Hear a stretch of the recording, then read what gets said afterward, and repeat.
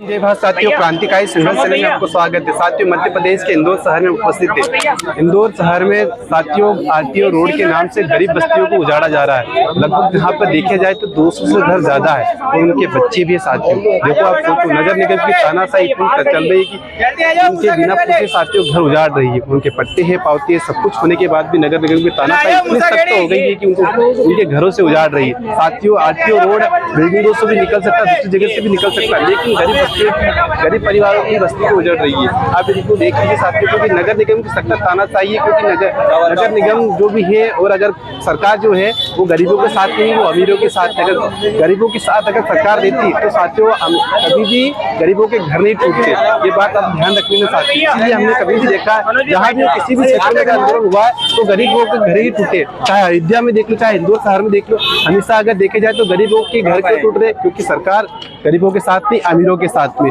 तो साथियों ये सब लोग खड़े हैं, ये देख लीजिए साथियों। और मध्य प्रदेश के इंदौर शहर में उपस्थित, और इंदौर शहर में आरटीओ रोड के नाम से इन गरीबों के घर उजाड़े जा रहे हैं। और आज इंदौर में नगर निगम के नाम पे इन लोगों ने ज्ञापन दिया है, वो नगर निगम को चेतावनी दी है कि हमारे घर को ना तोड़े जाए। साथियों, इनके पास पट्टा पावती सब होने के बावजूद भी इनके ही घर तोड़े जा रहे हैं, जबकि जो आरटीओ रोड है वो अलग से भी निकाला जा सकता है, ब्रिज बना के भी निकाला जा सकता है, लेकिन नहीं, वो गरीबों के घर तोड़ रहे। साथियों आप सोचो, इनके छोटे छोटे बच्चे हैं, महिलाएं बर्तन मांजती है, ये लोग मजदूरी करते हैं, और मजदूरी करने के बाद भी अपने बच्चों का मतलब इतनी इनकम नहीं होती कि अपने बच्चों को पढ़ा पाए, वो इनको दूसरी जगह शिफ्ट कर रहे हैं जहाँ पे इनके कोई मकान नहीं है। साथियों आइए इनसे ही जानते हैं कि क्या है और नगर निगम के बारे में कहना चाहेंगे और सरकार के बारे में आप क्या कहना चाहोगे। नगर निगम पूरा गुंडागर्दी कर रही है, और जो रोड में नहीं मकान था ना, वो मकान भी मेरा तोड़ दिया है, और जिनको नफ्ती करना था, निशान लगाना था, निशान भी नहीं लगाया, नोटिस भी नहीं दिया हमको, और एकदम से आए उन्होंने पूरी बस्ती उजाड़ दी, बोले हम तो तोड़ेंगे।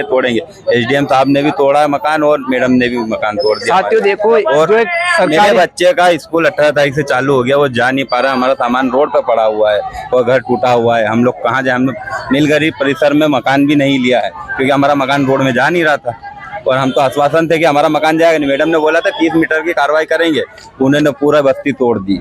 साथियों देखो, जो नगर निगम के जो अधिकारी है, वो जो एसडीएम है, जो सरकारी नियमों का पालन करते, लेकिन सरकारी नियम का पालन उन लोगों ने नहीं किया। अब एसडीएम एक होती है, मतलब पूरे जिले की अधिकारी होती है, उसके सब नियम कानून पते होते हैं कि नोटिस दिए जाने के बाद ही किसी का घर तोड़ा जाए, बुलडोजर चला जाए, लेकिन इनकी तानाशाही देखो साथियों, बिना नोटिस के इनके घर तोड़े जा रहे हैं। आप सोचो, भाई बता रहे कि 18 तारीख के इनके बच्चों के स्कूल चालू होने वाले, लेकिन उनसे उनके बच्चे स्कूल नहीं भेजने से पहले ही इनका घर तोड़ा जा रहा है। अब सोचो इनके बच्चे को पढ़ाए कहाँ। अब गरीब का बेटा गरीब रहेगा और अमीर का बेटा अमीर, यानी कि गरीबों के घर ही तोड़े जा रहे हैं, अमीरों के घर तो कोई तोड़े नहीं।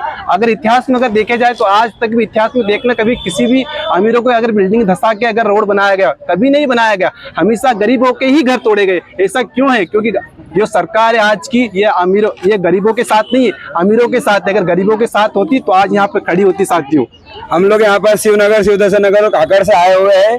हमारे मकान तोड़े गए, जबकि हम लोगों के केस चल रहे हैं, और स्टे लगा, उसके बावजूद भी मकान तोड़े गए, जबकि वहीं पर एक श्रीनाथ बिल्डिंग है, उसको नहीं तोड़ा गया, उस बिल्डिंग को छोड़ दिया गया और हम लोगों की बस्तियों को तोड़ा गया, और हमारे यहाँ का पानी भी बंद कर दिया गया, बिजली भी बंद कर दी गई है। हम लोग क्या करें? हमारा सामान पड़ा हुआ है रोड पर। हम सभी से यही निवेदन करते हैं, अधिकारियों से यही निवेदन करते हैं कि इस बारे में संज्ञान लें। साथियों शासन प्रशासन को भी इस बारे में संज्ञान लेना चाहिए, जबकि कोर्ट का भी एक फैसला था कि जब तक इस पर विचार नहीं किया जाएगा, जब तक इनके घर नहीं तोड़े जाएंगे। लेकिन इन्होंने कोर्ट की भी अवहेलना की, यानी कि इतना बड़ा जो कोर्ट होता है, जो कि पूरे नियम कानून और संविधान को लेके चलता है, यानी कि हम देखते हैं कि आज तो संविधान का भी पालन नहीं हो रहा, पूरा संविधान शर्मसार हो गया। नगर निगम के सभी लोगों ने पूरा कानून तोड़ा है, कानून की बात नहीं मानी है। यही कानून अगर हम बस्ती वाले तोड़ेंगे तो आप लोग हमें कहेंगे। तो हम सभी से ये कहना चाहते हैं कि कानून की तो कम से कम वो होना चाहिए भैया।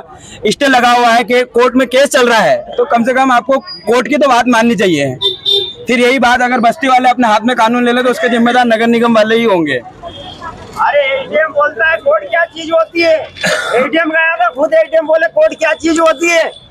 देखो एटीएम ऐसा बोलेगा तो फिर जनता क्या करेगी। एटीएम बोलता कोर्ट क्या चीज है, अधिकारी ऐसा बोलते हैं। देख सकते हैं कि एसडीएम बोलती है कि कोर्ट क्या, ये एटीएम को निलंबित करे जाए इसको। साथियों एसडीएम को इस तरीके की जो अवहेलना जो सब कोर्ट क्या अवहेलना कर रही है एटीएम जाके वहाँ। ऐसे शब्द एसडीएम के मुंह से नहीं निकलना चाहिए, क्योंकि नियम का कानून भी होता है और कानून भी नियम से कोर्ट बना के होता कानून है। को नहीं मानता, बोले कोर्ट की है क्या चीज, बोले तो देश के कानून को नहीं मानेगा तो किसकी चीज को मानेगा? नौकरी किसकी कर रही है तू? आप किसी को पता है कि एसडीएम जी का नाम क्या था? जो एसडीएम उसका नाम क्या है? घनश्याम धनगर और संतोषी गुप्ता, इनके कहने पे ये पिपला काकड़ के मकान तोड़े गए हैं। इनको मना बोलते हुए भी इन्होंने जबरदस्ती मकान तोड़ दिए गए हैं। और एक बच्चे पे दीवार गिरी तो उसका सिर भी फट गया है, और एक अंकल के पैर में टाके आ गए हैं दीवार गिरने से। अगर वो वहां दब जाते तो इनके जिम्मेदार कौन होता? साथियों, ये इस तरीके की घटना निकल के आ रही है, इस पर सरकार को संज्ञान लेना चाहिए और सख्त जल्दी से जल्दी कार्रवाई करनी चाहिए। और जो गरीब लोग हैं, जो गरीब बस्ती से आते हैं, इन लोगों को एक व्यवस्थित तरीके से नियम के आधार पे उनसे बातचीत करके ही आगे की ओर संज्ञान लेने चाहिए। जय हिंद, जय भारत।